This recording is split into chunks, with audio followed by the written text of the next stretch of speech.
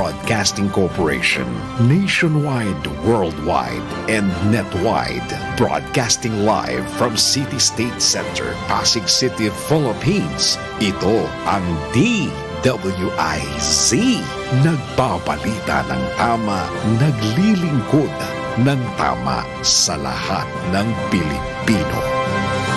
Isang pagpupugay, pasasalamat at pagsisikap ang pangako na aming bibitiwan sa lahat ng aming natanggap na pagpapala. Pagpupugay sa lahat ng nagbigay ng pagkilala sa Aliw Broadcasting Corporation mula sa Philippine Outstanding Brand of the Year, Philippine Finest Business Awards and Outstanding Achievement, Asia Pacific Luminaire Awards, Southeast Asian Premier Business and Achiever Award. Sa aming mga natanggap, 4-time Best AM Station Awardee, DWIZ 882, 4-time Best Radio Newscaster Awardee, Dennis Antenor Jr., 3-time Best FM Station Awardee, Home Radio 97.9, 2-time Most Promising TV Station Awardee, Aliw Channel 23, at Best Public Service Radio Host Awardee, Bragi Braganza. Pangakong itutuloy ang pagbibigay ng tamang balita at tamang paglilingkod at isang malaking pasasalamat sa tiwalang naibigay sa amin. Pakaasahan yung gagawin naming malaking inspirasyon ito para ipagpatuloy ang maglingkod sa lahat ng Pilipino. Bawal ang babagal-bagal! Bawal ang kukupad-kupad! Mabilis na ang panahon, kaya maiiwan ka kapag hindi ka nakasabay sa bilis ng panahon. Presyo ng gasolina, saan traffic, saan hindi? May strike ba o wala? At mga balitang importante sa buhay ng commuter na Pinoy sa DWIZ Pasada Balita, live sa DWIZ AM Metro and Mega Manila, DWIZ News FM Regional Stations, Aliw Channel 23 at nakalive din sa lahat ng DWIZ Digital Accounts. Kasama ang magbibigay ng kakaibang drive sa umaga, John Ibanez, DWIZ Pasada Balita. Tuloy sa pagbabalita ng tama, paglilingkod ng tama, Lunes hanggang Biyernes, 7 a.m. Ang programang ito ay hatid sa inyo ng PAGCOR. Walang yumayaman sa pagiging empleyado lang. Dapat lahat tayo nagninegosyo. Timing! Narito ang isang programang magbibigay ng tamang gabay sa pagnenegosyo. Pakinggan at panoorin ang mga ekspertong magiging guest dito. Isang show para sa negosyo. DWIZ Negoshow, kasama sina Lito Gagni at Gerry Urbina. Pakinggan ng live sa DWIZ. Panoorin ng live sa Aliw 23 at i-follow sa lahat ng digital channels ng DWIZ, Facebook, YouTube at DWIZ News app. Huwag munang magplano, huwag munang sasabak, huwag munang papasok sa negosyo nang hindi napapanood ang show na Negoshow.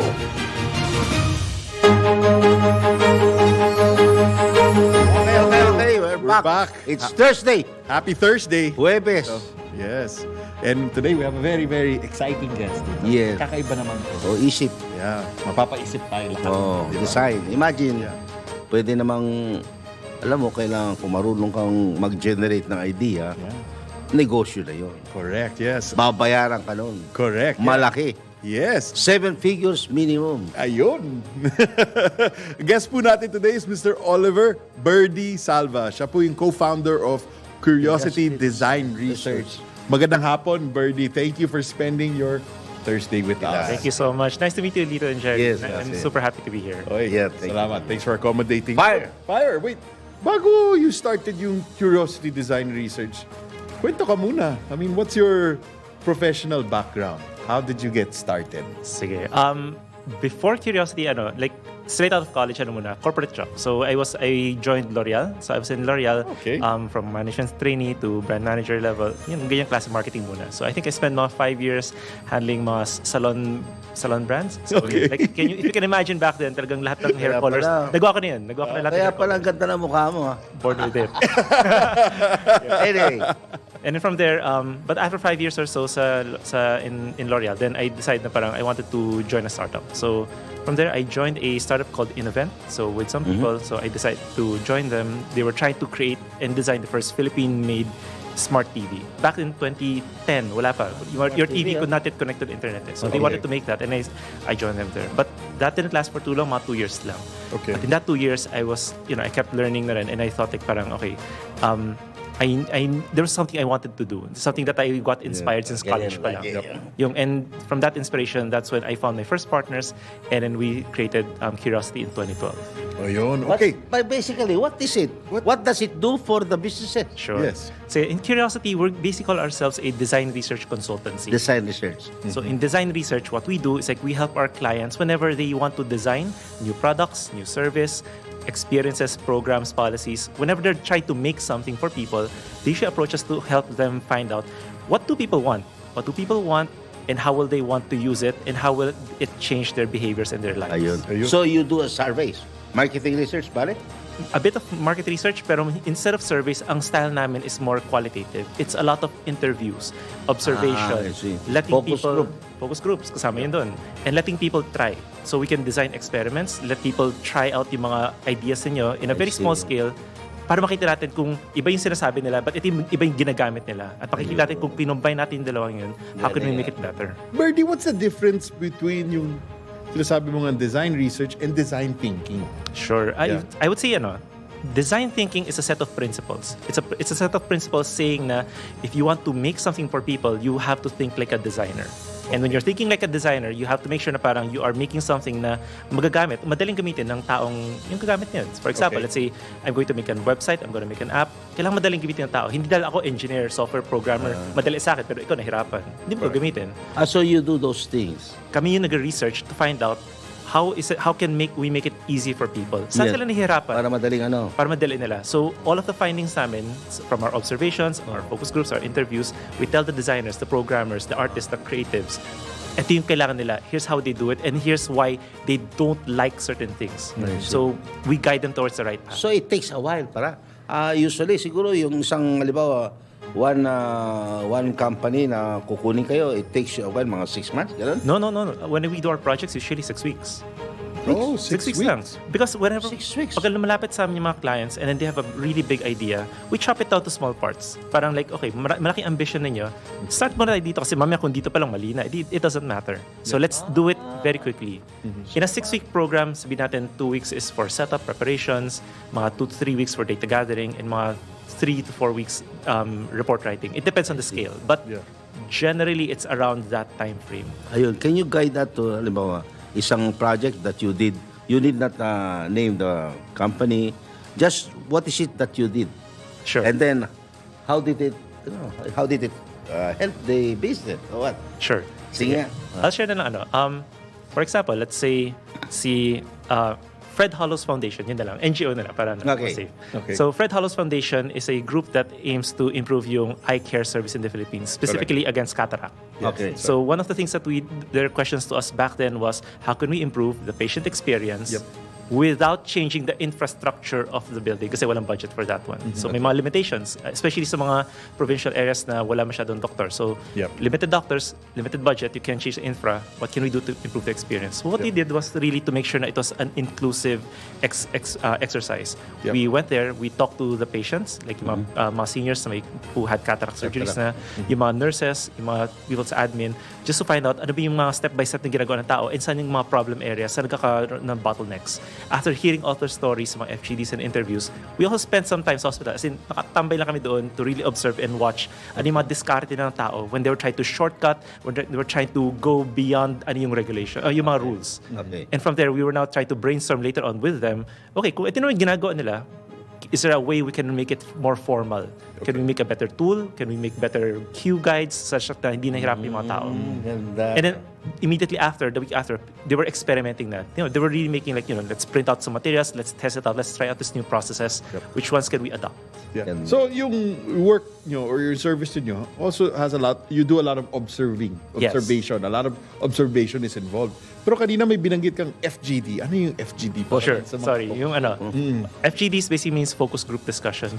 It's basically you gather together a set of people, usually mga five to six, who are medyo similar in some case. For example, you are all people who order regularly from food delivery apps, or you're all online banking customers from various banks, but you have something similar together, and we are going to have a discussion to learn more and explore more about a certain topic. Kasi example, you are all mothers na naglalaba using powdered detergents. Okay. Pag-usapan natin yun together. So yun yung focus group. Yeah. And how do you see, this service of yours? The needed, no? Oh, how does it influence the future of business strategies? Especially, madami nanonood dito, mga micro, small, medium marami. entrepreneurs, di ba? Sure. We are on free TV. Or there's On free TV. startups, di ba? Well, we know naman na right now na the thing that will really differentiate any business is great customer experience. So if you're faster, you're better, you provide more value for money, you're more convenient, all those things, it'll set you apart. Okay na. The better that you understand your customer's experience, the more that you're able to find out where exactly can we spend our time to improve. Kasi technically you can do everything naman. You can do everything to improve everything, pero you don't have enough money. So you really have to be strategic to choose where can we do the most good and to be able to change behaviors. So marami kayo, may mga social scientists kayo. Ganyan. Maraming so yung mga researchers Marami namin, a lot of them are really mga social scientists and teachers, Social psychologists, anthropologists. psychologists. So iba-ibang backgrounds sila, statistics, etc. So it's all of these diverse backgrounds that we combine together to form our team. And depende sa any topic na kailangan. Healthcare topic. And then you finance, just assemble them. We assembled the And, right team to tackle on a certain project. Yes. Ang ganda. Ganda. Well, Bernie, kasi this is Negoshow, di ba? Oh. Can you siguro share a particular success story where you were able to significantly boost Yung learning yung Sales. financial aspect ng isang company. Yun nga, like Tito said, sales, di ba? Sure. Yeah. Sige, isip ko kung ano yung pwedeng i-reveal. I'd say we have some companies na, again, I have to keep it a bit more broad.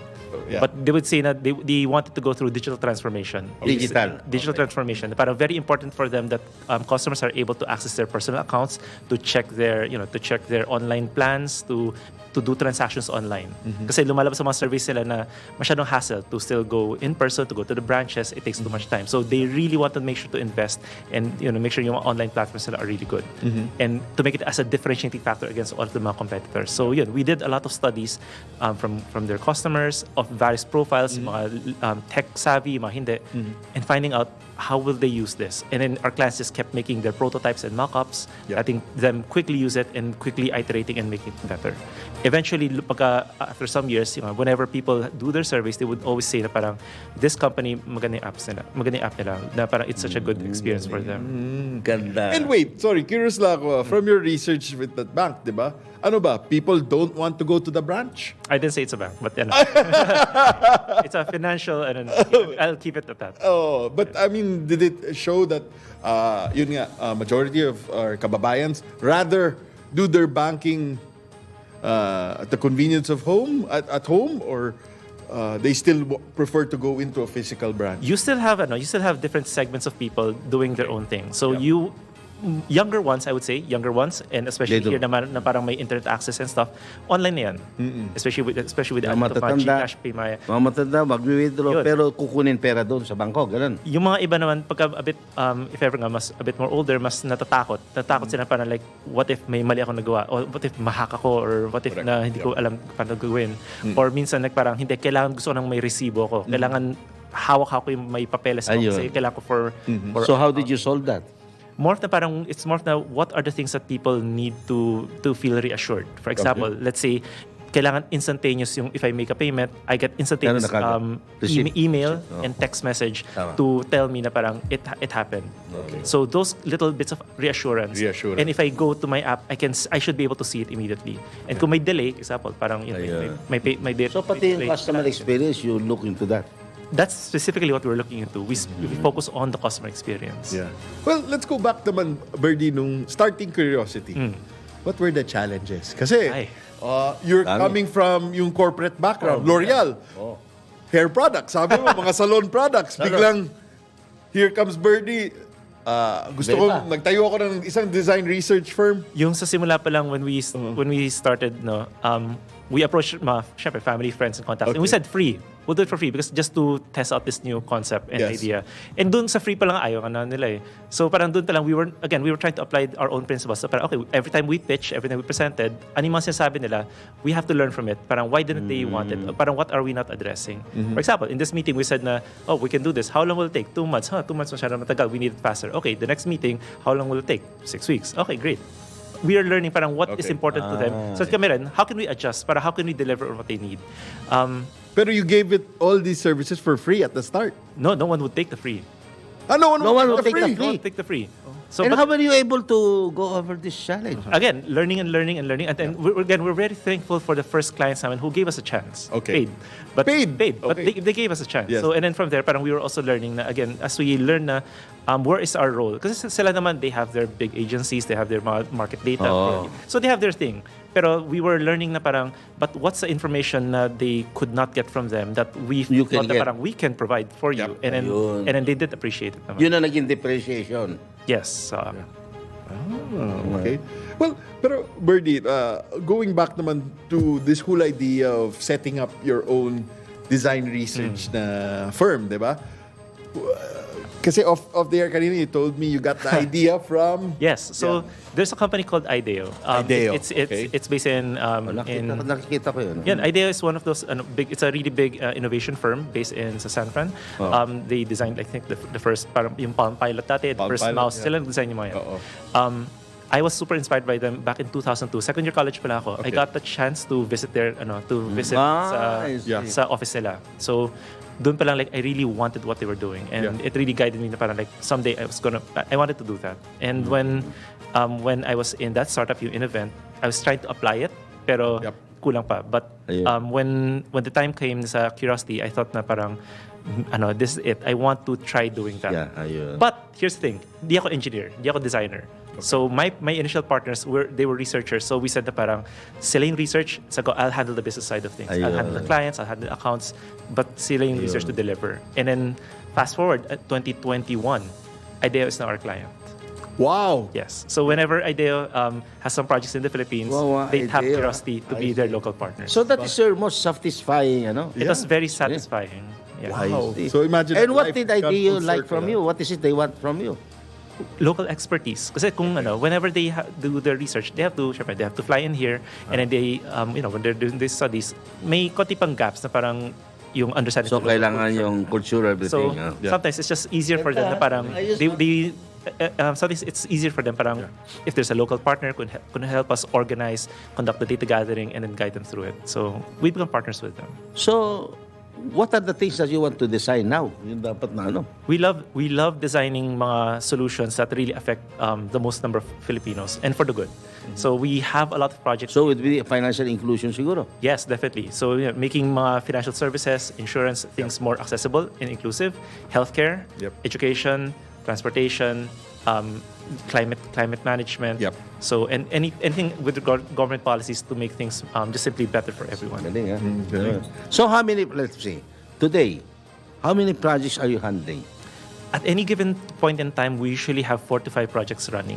45? 4 to 5. 4 to 5. 45. That's not a lot. Malit lang kami. Wala 4 to 5 projects. Wala pa bang nagtatanong sa inyo ng how to enrich the customer experience? Wala mga ganun.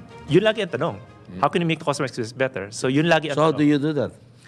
By studying first kung ano nga ba yung what's the current customer experience, I see. and then ibabangga namin doon sa mga assumptions ng client Ayun, namin. Kasi client namin sabihin nila na parang eto sa tingin namin ang kailangan nila. Okay. But ito yung reality. Okay. Ano tong gitna na to, parang too Yun ang slowly. doon mo nilalagay. So usually ano yung mga yun na pinapasolve mo sa ano yung mga answers na yun para sa Sure. For example, mapasolve? madalas kasi everyone's always going about digital transformation. Let's make everything digital. Okay. Not because you make it digital, automatically people will use it. Yep. So yun rin yun. You have to find out first parang why are people hesitant. Usually there's something naman eh. Kasi if something is very, very clear na parang it saves you, example, dati 2 days yan, ngayon 5 minutes na lang, they will use it. But sometimes na kung masyadong maraming steps, masyadong mabagal or nakakatakot or parang meron akong mga other things that I have to consider, they will not use it. So whenever you're having a hard time moving people's behaviors, it's time to dig deep and find out what are those stories, what are the reasons. And have you handled such difficult challenges before? Meron naman. Oo. So example, let's say paying your utility bills. During the pandemic, people still line up in like pay their Malls. water, their electricity. Pandemic, but they won't go online. So naman So yun, that's what we have to find out. Parang why are they hesitant to still? Why would they risk lining up pa rin during the pandemic to pay? Why not Tama. do it online? Ready to die But there's a strong reason. for the bills, yeah. So, Galing, yeah. So, may I ask what was the strong reason? I'll give you one example na lang. So for example, let's use electricity na lang as an example. Laking kakahiyan kung naputulan ka ng kuryente. Ang laking hassle sa buong pamilya mo. And then the moment na, let's say kung naputulan ka na, and then you pay, Yeah. the time to reconnect will be a while pa. Hindi siya instantly, boom, nagbayad ka, on na siya. Matagal pa yan, may oras pa yan. Yeah. So, ang laki ng risk for people na I go to, if I pay online, and let's say yung pagbayad mo, peso net pa, may delay pa yan or something, naputulan na ako.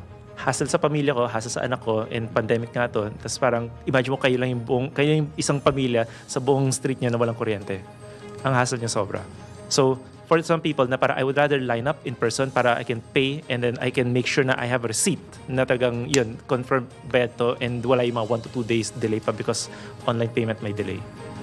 So, those are things na parang like, Yeah. unless you can address that, people will line up. Yeah. Hindi ngayon sa hindi nila puputulin pero babayad ka ng 20 pesos Na penalty. Hindi putol pero But tuloy-tuloy. some people kasi medyo, again, delayed na sila eh. Malaking delay. Yeah. Well, Bernie, can you share with us siguro, yun na, kunwari, imagine lang, I'm your client. I tap you now. Sure. Okay, Bernie, I'm tapping you and your curiosity design team. Can you list down lang so that people are aware? What sort of methodologies or techniques or approaches do you use to gather all of this information? Kasi baka may mga nakikinig dyan, they may want to, tap Sure. you Yes, yeah. for their own businesses to soar, you know. So whenever someone approaches us, ang first step namin lagi is really to understand, yun muna, ano yung goal ninyo? Anong goal? Kasi I would say pwedeng tatlo yan eh. Number Okay. one, some people say na, wala akong alam about this space. Gusto kong pasukan. Example, Okay. I want to make something new. Pero wala akong alam dyan. Help me understand them first. That's one. Number two naman would be, I have some ideas. I have a lot of ideas, but which is the correct idea I should go with? And number three, I made something na, pero before we fully develop, spend the millions or whatever making it, sure, let's make sure muna parang our people gusto ba din yung lasa? Masarap ba siya? Or madali bang gamitin before we fully develop? Yun muna, kung which area are you in? Because depende kung ano yung goal mo, iba-iba yung research techniques. For example, doon sa goal natin na parang help me understand them lang, we can do interviews, we can do focus groups, just simply talk to them, ano yung kariti ginagawa ninyo, ano yung mga challenges ninyo, ano yung problema, gano'ng katagal, blah, blah, blah, blah. Pagka doon tayo sa marami akong ideas, again, we can do focus groups. We can show you, here's some storyboards, here's some pictures, here's the actual things, labas natin. Tingnan natin which one do you like the best. And then on the last one naman, may sample na. Okay, then let you use it. And then bantayan ka namin. Do you want to use it for 1 month, 1 day? Depende. Kasi kung pagkain, 1 day. Pero pagka, let's say, it's a maternity app, 1 month. So let them use it, and then you stay with them, you observe them, check in with them on a regular basis, trying to see parang, again, are they getting better at using it? Nahihirapan ba sila? Or no, ayaw nila. Like after 2 days, ayoko na yan. So doon, depende kung ano yung technique, depende kung ano yung goal, you choose the right technique for it. Wow, ganda. Anyway, break po muna tayo. It's 2:25.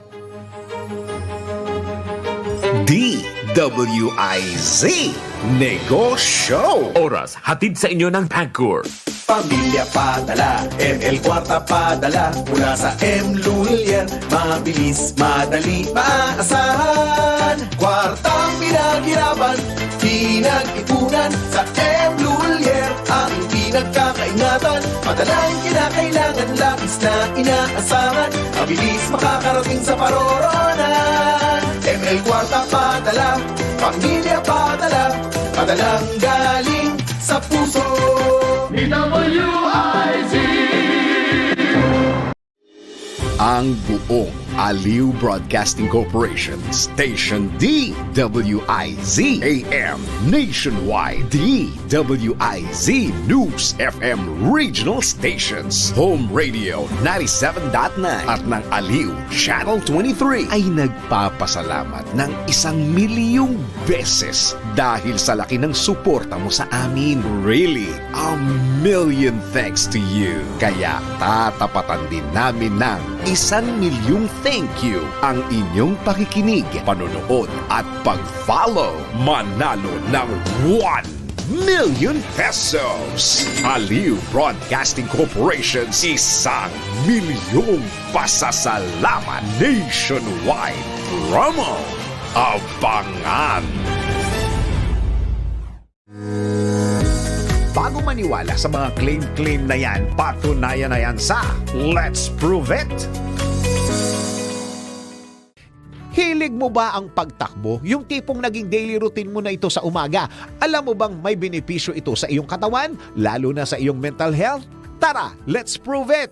Ayon sa runkeeper.com na ang pagtakbo ay nakakatulong upang marelax ang iyong katawan at utak. At the same time, nakakapagpakalma din ito sa iyong bad mood.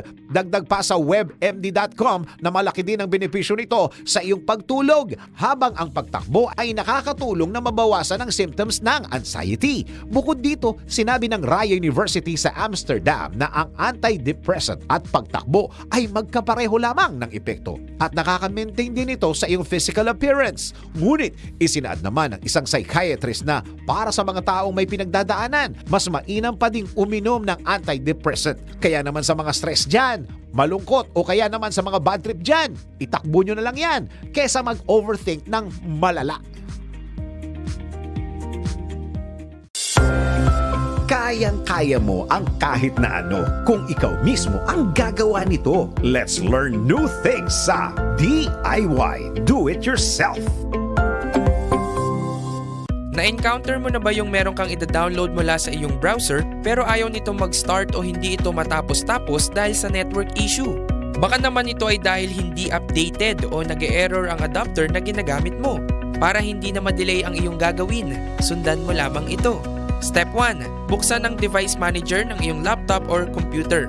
Step 2. Hanapin at iselect ang network adapters.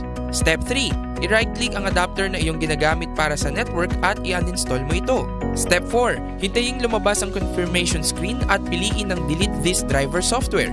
At Step 5. I-restart ang iyong computer. Pagkatapos, i-install mo ulit ang driver na pwede mong ma-download mula sa manufacturer.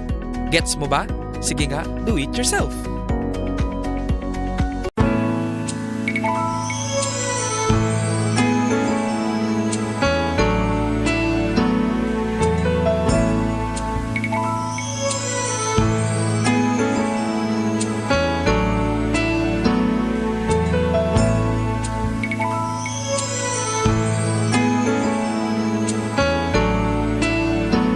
Na pinag-uusapan, trending na mga issues, on air and online, malalaman sa DWIZ News Feed. Magandang hapon, narito na ang balita. Mga magiging problema sa expressways. Pinaiimbestigahan na sa Senado ni Senator Raffy Tulfo ang buong detalye mula kay Patrol 19 Sally Ortega Bueno. Iniimbestigahan ni Senate Committee on Public Services Chairperson Senator Raffy Tulfo sa Senado in aid of legislation ang mga nagiging problema ngayon sa expressway. Ito'y makaraang ikalarma ng senador ang mga reklamo ukol sa matagal ng problema sa palpak na RFID system sa mga tollways na nagiging sanhi ng buhol-buhol na traffic sa mga expressway. Isang resolution ang inihain ni Senator Tulfo ukol dito. Kabilang dito sa mga nagiging problema yung yung RFID tags na hindi nababasa ng mga scanner dahil sa reader malfunction habang ang iba'y mali ang pagkakakabita. Kaya naman inirekomenda ni Tulfo sa Toll Regulatory Board o TRB na porsahan ng itaas ang barrier sa mga tollway kapag umabot na sa 3 sasakyan ang nakapila dahil sa pagmamalfunction ng RFID reader. Hinimok din ni Tulfo ang TRB na simulan ng ipatupad ang barrierless na sistema sa mga expressway sa bansa. Isa rin sa reklamo ang hindi agad nakikredit na pumapasok na load sa mga RFID na nagiging sanhi din ng problema sa expressways. Inirekomenda rin ni Tulfo sa TRB na magpataw ng mas mataas na multa at mas striktong parusa sa mga toll operators sa bawat paglabag nila at pagbibigay perwisyo sa mga motorista. Nangako naman ang TRB na masusolusyonan na ang lahat ng issue sa RFID hanggang Oktubre ngayong taon. Ito sa Patrol 19, Sally Ortega Bueno para sa impilang metodong lakas sa DWIZ. Nagbabalita ng tama, naglilingkod ng tama. DWIZ News Feed. Samantala, SPD tagumpay na ng samsamang higit 3 milyon na halaga ng iligal na droga sa magkakahiwalay na operasyon sa southern part ng Metro Manila. Buong detalye ihahatid ni Patrol 17 Jopel Pelenyo. Tinatayang aabot sa higit 3.3 million pesos na halaga ng iligal na droga ang nasabat ng mga operatiba ng Southern Police District Drug Enforcement Unit sa ikinasang magkakahiwalay na operasyon. Sinabi ni SPD Chief Director Police Brigadier General Leon Victor Rosete na 50 anti-illegal drugs operation ang kanilang naikasa sa pagitan ng June 26 hanggang July 2, 2024 sa iba't ibang lugar ng Southern Metro na nagresulta sa pagkakaaresto ng 79 na drug suspect. Sa operasyong ito, ani General Rosete pumalo sa 484.38 grams ng shabu at 14.57 na gramo ng marijuana ang kanilang nasabat na may street value na higit 3.3 million pesos. Ipinangako ng SPD Chief na tututukan nila ang pagpuksa sa salot na iligal na droga sa kanilang nasasakupan. Pinasalamatan naman ng SPD ang publiko dahil sa patuloy na suporta at pakikipagtulungan sa mga otoridad. Ito si Patrol 17 Chopel Pelenyo. Para sa impilang may todong lakas, DWIZ nagbabalita ng tama, naglilingkod ng tama. DWIZ News Feed. At sa iba pang detalye ng balita, nabanggit niya kasi nung opening statement niya, hearings eh. So hindi ko alam kung gusto niyang talunin yung ginawa niyang 24 hearing amin. Nung 2015, umabot ng 24 or 25 hearings yon. So hindi ko alam. Yes, record-breaking yon. DWIZ News Feed. ito ang naging pahayag ni Senator Nancy Binay sa panayam ng DWIZ kaugnay sa pinagtatalunang Senate Building sa Taguig City.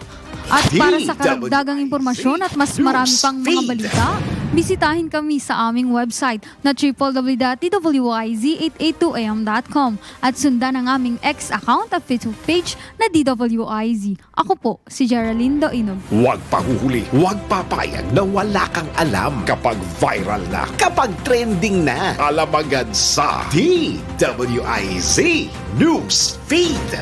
Ang balitang ito ay inihatid sa inyo ng Bingo Plus. Bingo sa saya, plus sa panalo. Download Bingo Plus app now on Google Play or Apple App Store. You can watch our live draw via Bingo Plus website www.bingoplus.com. Sa Bingo Plus, bingo sa saya, plus sa panalo. This time check is brought to you by Whirlpool Home Appliances that make everyday living so much easier. From washers, dryers, refrigerators, microwave ovens, cooking products, to air cons, air purifiers, and dishwashers. Whirlpool, sensing what matters today. Making your world a little easier. Whirlpool. Oras sa Pilipinas, alas 2:35 ng magandang hapon. That time check was brought to you by Whirlpool Home Appliances that make everyday living so much easier. From washers, dryers, refrigerators, microwave ovens, cooking products, to air cons, air purifiers, and dishwashers. Whirlpool, sensing what matters today. Making your world a little easier. Whirlpool. This time check was brought to you by Arena Plus. Sa Arena Plus, astig sa sports. Download Arena Plus app now in App Store. You can watch it also on arenaplus.net. Sa Arena Plus, astig sa sports. DWIZ Negoshow. Kasama sina Lito Gagni at Gerry Urbina. Negoshow. Okay, we're back. We're back. And yan, inaanyayahang muli ng PAGCOR ang mga tao na sumali sa PAGCOR Photo Contest 2024 na nagsimula noong February 15. Kaya inaanyahan ng mga amateur at professional photographers na ihanda ang kanilang mga lahok para sa tsansang manalo ng malaking premyo. Harvest Time, ang tema ng PAGCOR Photo Contest 2024 upang ipakita ang sipag, husay at pagsisikap ng mga magsasaka, mangingisda at mga nasa sektor ng agrikultura tungo sa masaganang ani hindi lamang para sa kanilang pamilya, kundi para sa sambayanang Pilipino. Ayon kay PAGCOR Chairman and CEO Alejandro Tenco, isa sa mga highlights ng 2024 photo contest ay ang bagong drone category para sa mga larawang kuha mula sa himpapawid gamit ang drone cameras. Bukod sa drone ay mananatili ang conventional category, tampok ang mga kalarawang kuha gamit ang digital cameras at ang mobile category na tampok ang mga itritratong kuha ng mobile devices. Itinaas din ng PAGCOR ang total cash prizes para sa pantimpalak sa 2.23 million pesos mula sa 1.6 million pesos noong nakaraang taon. Ang 8 mananalo sa conventional category ay makakatanggap ng 100,000 pisong premyo bawat isa, samantala makakatanggap naman ng 50,000 piso bawat isang 16 na mananalo sa mobile at drone categories. Binabadi ng PAGCOR ang age requirement sa mga nais lumahok sa 16 na taong gulang mula sa 18 taong gulang noong nakarang taon. Ang lahat ng entries ay kinakailangang kuha mula August 1, 2023 hanggang July 31, 2024. Tatanggapin ng PAGCOR ang mga entries sa pamamagitan ng PAGCOR website gamit ang link na www.pagcor.ph/photocon2024. Para sa kompletong detalye, silipin ang PAGCOR Photography Contest 2024 subsite na matatagpuan sa www.pagcor.ph. Samantala, sali na kayo ha. At samantala, nais na sagutin ng ang mga pahayag ni Atty. Nicole Rose Margaret Hamilla na ipinapasa sa PAGCOR ang sisi kung bakit may mga kasong kriminal na isinampa ang Department of the Interior and Local Government laban sa kanyang kliyente si Mayor Alice Guo ng Bamban, Tarlac. Malinaw ang mga patakaran ng PAGCOR. Kung lumabag sa batas ang mga binigyan nila ng lisensya, ito man ay provisional license o regular license, pinapatawan agad sila ng matinding parusa at multa. At kung malubhang kasalanan ay kinakansela agad ang lisensya. Walang kinalaman ng PAGCOR sa pagbibigay ng mga local na business permit at lisensya. Hindi rin nila responsibilidad ang inspeksyon ng mga gusaling wala sa ilalim ng kanilang poder. Ang pag-issue ng gaming license ay batay sa kanilang sariling panuntunan sa mga dokumentong isinusumiti ng mga aplikante. Sa kaso ng sinalakay na compound sa Bamban noong Marso 13, 2024, isa sa mga kumpanyang nasa loob ng compound ay yung Zunyuan Technologies Incorporated na noon ay may hawak na provisional license mula sa PAGCOR na ipinagkaloob noong Oktubre 19, 2023. Ang nakarehistong address ng Zunyuan ay nasa ikalawa, ikatlo at ikaapat na palapag ng A1 building sa loob ng compound ng Baufulan Development Incorporated. May mga tauhan doon ang PAGCOR mula sa Compliance, Monitoring and Enforcement Department upang bantayan ang kanilang operasyon. Bukod sa nasabing address, walang karapatan ang PAGCOR na puntahan ang ibang mga gusali sa loob ng nasabing compound na mahigit 8 hektarya ang lawak kung saan ang ibang mga gusali ay malayo at hindi basta-basta mapapasok. Walang legal na batayan ang mga tauhan ng PAGCOR upang pasukin at alamin ang nangyayari sa mga nasabing pribadong lugar dahil labas ito sa kanilang saklaw. Bukod sa pagmamatsyag at pagpapatupad ng kanilang alituntunin, ang tanging papel lamang ng PAGCOR sa sinalakay na compound ay ang pagbibigay ng pansamantalang lisensya sa Zunyuan Technologies na agad binawi matapos ang raid noong Marso 13. Bilang paglilinaw sa panahon lamang ng kasalukuyang pamunuan ng PAGCOR na tuklasan na siwalat ng mga totoong anomalyang sangkot ng mga Philippine offshore gaming operations. Sa panahon lamang ng kasalukuyang administrasyon ng PAGCOR, nagkaroon ng hindi kukulangin sa 10 pagsalakay laban sa mga hinihinalang gawaing kriminal sa loob ng mga POGO, kaya nalantad ang mga anomalya katulad ng natuklasan sa Bambantan lang. Ayan. Yan. Balik na naman po tayo kay Mr. Oliver Verdi Salva. Yes. Birdie, before tayo mag-break, we were about to ask you, how has yung design research na industry, how has it evolved since you started the business? So I think, what's interesting is like, I'll go to the world of UX, user experience. So you'll notice rin na parang like a lot of the bigger companies, especially those who really focus na parang kailangan customer experience is something critical for them. Meron ng customer experience or UX teams inside their company. So you have like the Globes and mga Unilevers. Meron yung mga customer experience teams na yan. Dati they would actually outsource to mga specialists or mga freelance agents or mga consultants and stuff.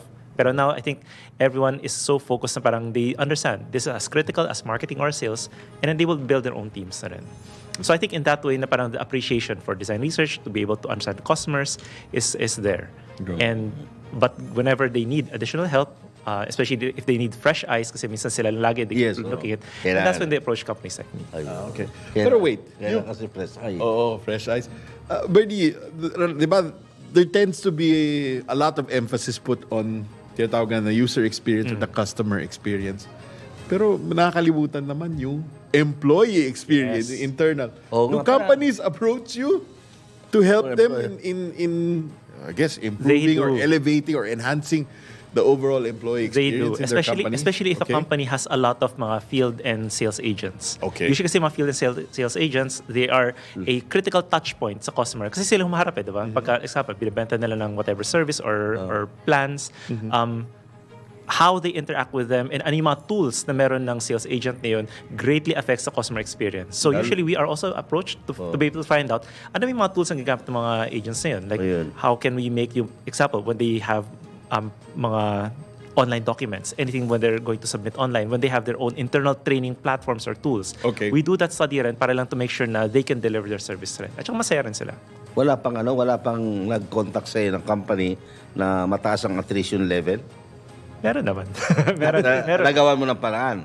Bumaba para siguro 10%, naging 5%. Mahirap namin sabihin na dahil exactly sa research namin nangyari yun. Kasi on our end, we're just part of the whole plan. May mga, again, who will design the thing, who will execute the thing. So we're part of the team. Wait. Maganda yung binanggit mo, Birdie. You're just part of the plan. Yes. Paano naman yung execution? Diba? Sometimes, ang ganda nga ng plan, ang ganda ng research na nakuha ninyo, biglang wala. Nagpo-falter naman sa we execution. On our end, we do as much as we can just to simply guide to the best of our abilities. But syempre, pagdating sa execution, if a client still approach us para lang to be part of that, to be part of that part, then we do our best. Nandun ka rin sa likod nila? Hindi. Minsan may parts kasi na they would have us pa rin sa that part. For example, before they launch, they'll make something pa, okay, can you test this one more time? Pero minsan kasi minsan they launch it, pilot lang muna, pilot 2 months, and then they will ask us, can you evaluate kamusta naman yung 2 months pilot na yun? But sometimes, wala na kami doon. Kasi minsan sayang naman talaga yung research, diba? Tsaka yung mga ginawa ninyo, tapos hindi nila, may mga, may mga experience kayo na meron kayong binigay na mga plano, hindi natupad, bagsak, kinuha kayo ulit. Yes, that happens naman. Because sometimes kasi, yung research namin, you cannot predict everything. Even if you make something, you really don't know kung how the world will react to it. And also, keep in mind, as you are making something, launching something new, which might be next year pa, things will change. Example, inflation, nagkaroon ng war, nagka-pandemic, nagkaroon ng typhoon, or a competitor naglabas ng bagong technology or product. So things always change. One thing we're always espousing is like, parang again, you have to make sure na parang the process of learning is part of your organization. So kailangan lagi na as you're launching new things, you always have a way to be able to keep learning from customers, from feedback, and all of these other sources of data. Break po muna. It's 2:45. DWIZ Negoshow. That time check was brought to you by Bingo Plus. Bingo sa saya, plus sa panalo. Download Bingo Plus app now on Google Play or Apple App Store. You can watch our live draw via Bingo Plus website www.bingoplus.com. Sa Bingo Plus, bingo sa saya, plus sa panalo. Oras hatid sa inyo ng Surf to Sawa. Sa halagang 4 pesos per day per user, meron ka ng prepaid fiber internet na unlimited, mura at walang kontrata. Powered pa ng Converge. Punta na sa surftosawa.com o sa facebook.com/surftosawa para mag-apply. Surf na! Panatilihing masaya ang paglilibang. Magtakda na oras at limitahan ang gastos sa paglalaro. Huwag magsugal kung nalulungkot. Huwag hayaang makasira ng buhay at pamilya. Para sa impormasyon ukol sa responsible gaming, tumawag lamang sa hotline number 02-8404-0171 o bisitahin ang www.casinofilipino.ph. Isang mensahe mula sa PAGCOR. Gambling is for 21 years old and above only. Keep it fun. Game responsibly. Bitin sa cash? Sa M. Luwilier Quick Cash Loan, it's as easy as 1, 2, 3. 1. I-present ang item for appraisal. 2. Mag-submit ng valid ID o ML Diamond Card. 3. Kunin ang cash at transaction slip. Ang laking tulong, diba? ML Quick Cash Loan. Maaasahan lagi. M. Luwilier, tulay ng pamilyang Pilipino. Mahilig ka ba sa sports betting habang nanonood ng laro? Narito ang Arena Plus. Manalo at manood ng live kahit saan. May libreng 50 pesos bonus pa sa unang pag-register. Arena Plus, ang official sportsbook partner ng FIBA World Cup 2023. Kasama pa ang astig sa court na si Jordan Clarkson as official endorser ng Arena Plus. Arena Plus, astig Casta Sports. Sa Arena Plus, astig sa sports. Keep it fun. Game responsibly. Sa Arena Plus, astig sa sports. Download Arena Plus app now in App Store. You can watch it also on arenaplus.net. Sa Arena Plus, astig sa sports. DWIZ. Ang buong Aliw Broadcasting Corporation, Station DWIZ AM Nationwide, DWIZ News FM Regional Stations, Home Radio 97.9 at ng Aliw Channel 23 ay nagpapasalamat ng 1,000,000 beses dahil sa laki ng suporta mo sa amin. Really, 1,000,000 thanks to you. Kaya tatapatan din namin ng 1,000,000 thank you ang inyong pakikinig, panonood at pag-follow. Manalo ng 1,000,000 pesos. Aliw Broadcasting Corporation, 1,000,000 pasasalamat nationwide promo. Abangan! Dahil ang balita hindi tumitigil. Dahil ang balita tuloy-tuloy na nangyayari. Dapat alam mo ang latest kahit ang mga taong nasa likod ng balita. Kaya makibalita kay Senyor Balita. Araw-araw, Lunes hanggang Biyernes, kasama si Ray Pacheco. Live na mapapakinggan sa DWIZ.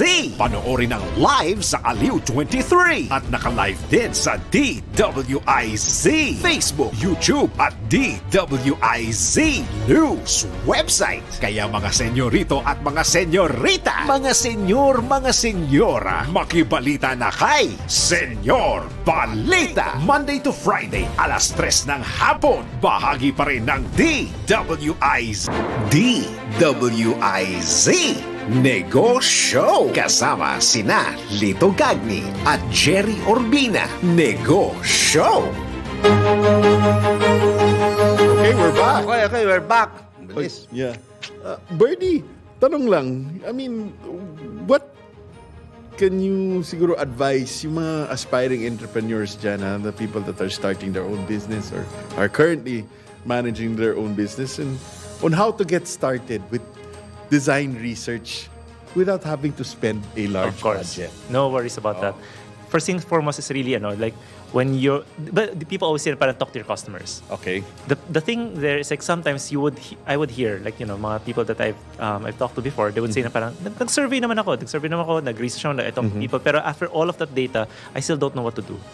Or parang ang daming data pero hindi nakakatulong. So what we would always guide them rin is like you have to be intentional when you're doing your research. The more research topics that you're trying to understand, the better the quality of your research will be. For example, let's say you want to understand parang how does my customer compare one service provider to another?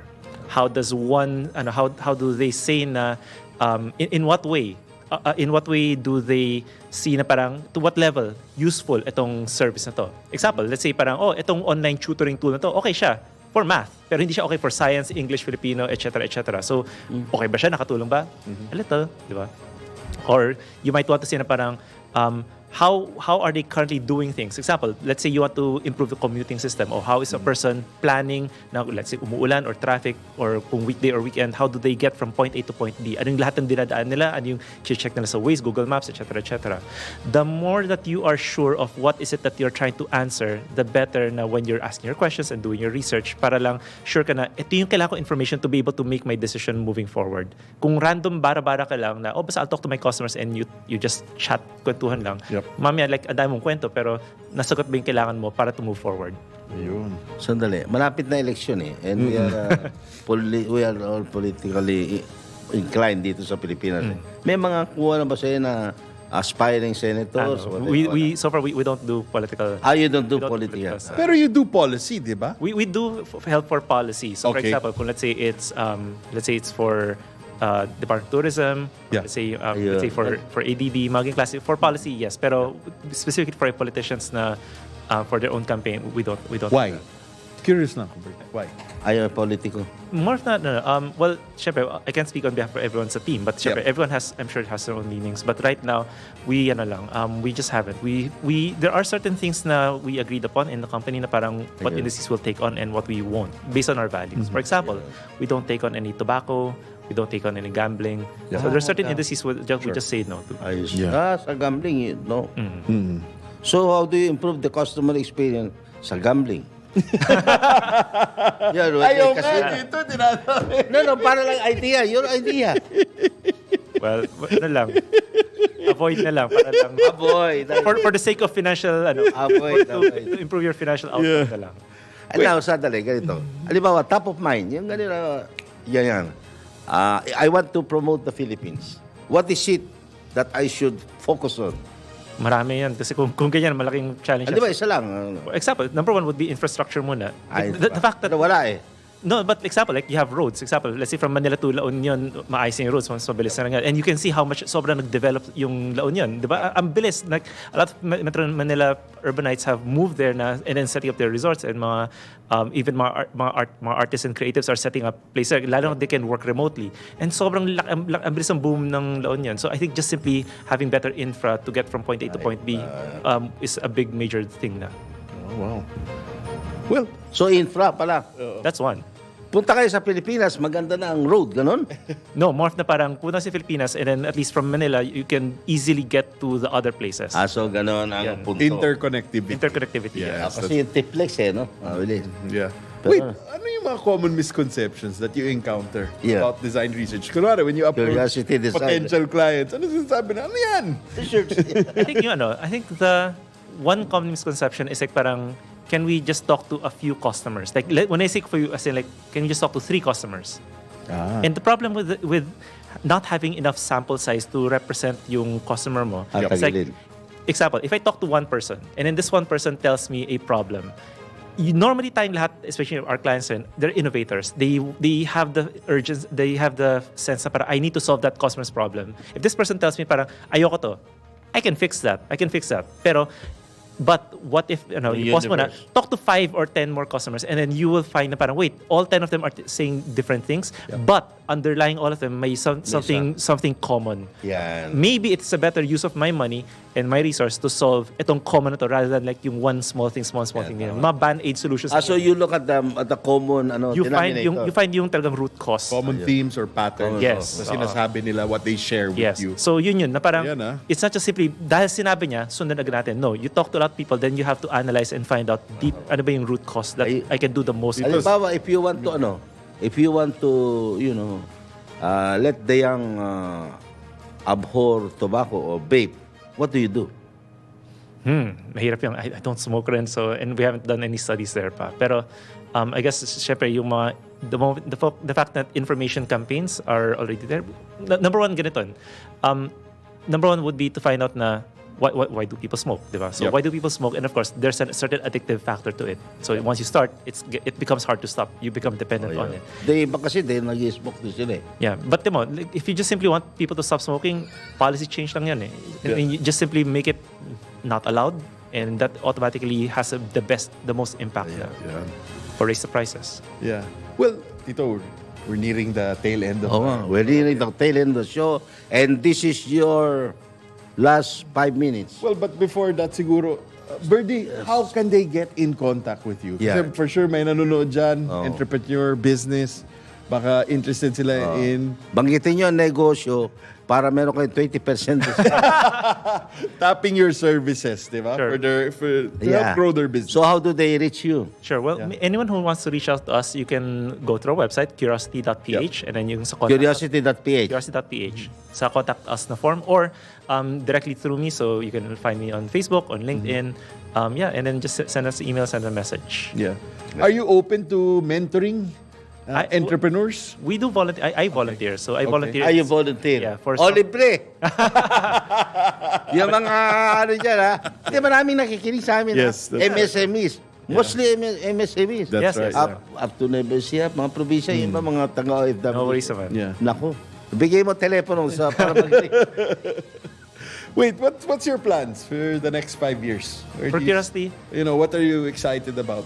we hope to take on more complex challenges pa. So parang we really want to tackle like the most difficult challenges. So again, let's say transportation, climate management, healthcare, finance. So anything at all to really help those in those sense. So more systems level challenges.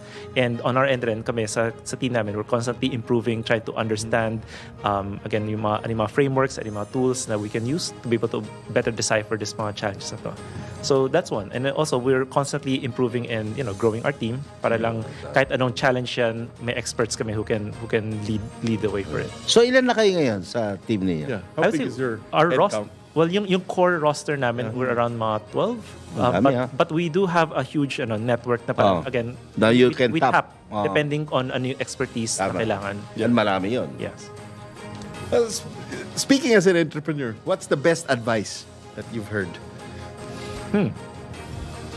Apart from yung kanina, na parang like, talk to one, okay, ito, here, I'll give you two na lang. But yung first would be parang, if you talk to one person, then you have a solution. But if you talk to 5 people, you understand the problem. So yun muna. So don't jump into conclusions just because sinabi niya, yun ang absolute truth. Dapat so, 5. Or more. At least marami. Or more. So yun yung first one. Yan yung mga negosyante dyan, may nag-complain na isa, hindi pa yun. Mga damihan ninyo. Oo. Talk to us, many of your clients. Yes. Mag-email kayo kay Mr. Oliver Salva. Pagitin nyo negosyo, libre na. Libreng meeting, okay? Libreng meeting. Basta kayo magbabayad, ha? Uy, salamat. Well, yun nga, lastly, like what Tito said nga, we always ask our guests, nuggets of wisdom. Yeah, what nuggets of wisdom can you share with our viewers and listeners today? Sinusulat nila yan, nasa scrapbook. Sige. I think usually we always tell our clients na parang like, if you want to change people's behaviors, you want to change people's behaviors through your solution, through your products and services, try to really go down deep into understanding ano ba yung mga root cause na yun. So, madali kasi to be like yung example, let's say, madali lang to be reactive lang. Reactive na para, okay, may sunog, let's have more fire extinguishers. May sunog here, let's have more ganyan. Pero root cause, bakit nagkakasunog, nagkaka-fire in the first place? So, what can we do to prevent it from happening? Kung maraming tao nahihirapan in certain things, again, root cause, what can we look at it? Ano yung mga values ng tao? Ano yung mga policies? Ano yung mga rules? Ano yung mga systems in place? Let's look at those. Well, thank you so much, Birdie, again, for guesting on our program. Thank you for having me. Yeah. Happy Thursday, everybody. Thank you, thank you. Walang yumayaman sa pagiging empleyado lang. Dapat lahat tayo nagninegosyo. Timing! Narito ang isang programang magbibigay ng tamang gabay sa pagnenegosyo. Pakinggan at panoorin ang mga ekspertong magiging guest dito. Isang show para sa negosyo. DWIZ.